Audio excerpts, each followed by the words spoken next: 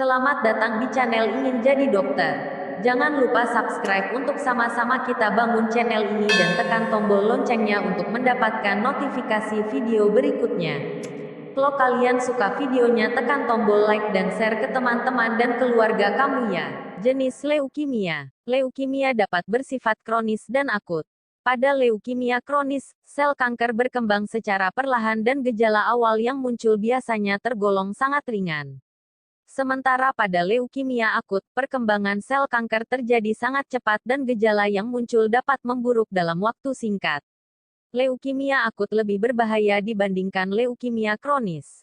Berdasarkan jenis sel darah putih yang terlibat, leukemia terbagi menjadi 4 jenis utama, yaitu leukemia limfoblastik akut, acute lymphoblastic leukemia (ALL), atau leukemia limfoblastik akut terjadi ketika sumsum tulang terlalu banyak memproduksi sel darah putih jenis limfosit yang belum matang atau limfoblas. Leukemia limfositik kronis, chronic lymphocytic leukemia (CLL), atau leukemia limfositik kronis terjadi ketika sumsum tulang terlalu banyak memproduksi limfosit yang tidak normal dan secara perlahan menyebabkan kanker.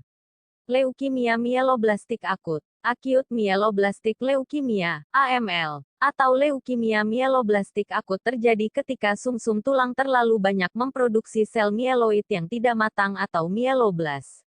Leukemia mielositik kronis, chronic myelocytic leukemia, CML, atau leukemia mielositik kronis terjadi ketika sumsum tulang tidak mampu memproduksi sel mieloid yang matang.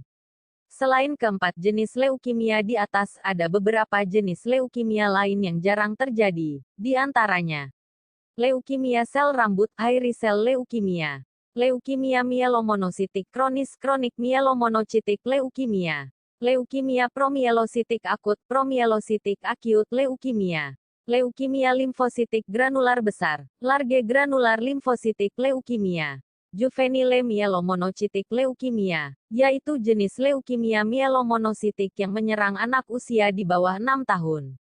Diagnosis leukemia. Dokter akan menanyakan gejala yang dialami penderita dan melakukan pemeriksaan fisik. Melalui pemeriksaan fisik, dokter dapat mendeteksi tanda-tanda leukemia yang muncul, seperti memar pada kulit, kulit pucat akibat anemia, serta pembengkakan kelenjar getah bening, hati, dan limpa. Meski demikian, diagnosis leukemia belum dapat dipastikan hanya dengan pemeriksaan fisik. Karena itu, dokter akan melakukan pemeriksaan lanjutan untuk memastikan diagnosis dan jenis leukemia yang dialami penderita. Jenis pemeriksaan yang dilakukan meliputi tes darah. Tes hitung darah lengkap dilakukan untuk mengetahui jumlah sel darah merah, sel darah putih, dan trombosit. Dokter dapat menduga penderita mengalami leukemia jika jumlah sel darah merah atau trombosit rendah dan bentuk sel darah tidak normal.